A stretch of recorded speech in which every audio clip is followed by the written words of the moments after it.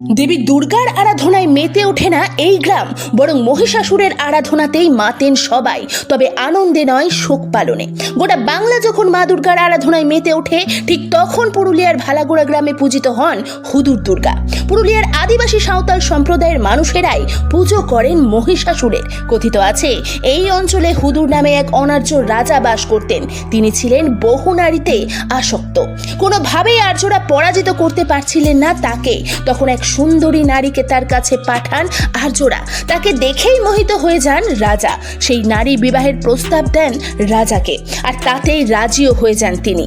7 দিন একত্রে থাকার পর অষ্টম রাতে ছলনার আশ্রয় নিয়ে রাজাকে হত্যা করে সেই নারী। রাজার মৃত্যুর পর আর্যদের হাত থেকে বাঁচতে এক গুরুর আদেশে নারীর পোশাক পরে নৃত্য করতে করতে প্রজারা গ্রাম ছাড়েন, কারণ আর্যরা নারীদের উপর আক্রমণ করতেন না। এইভাবেই প্রজারা রক্ষা পেয়েছিলেন।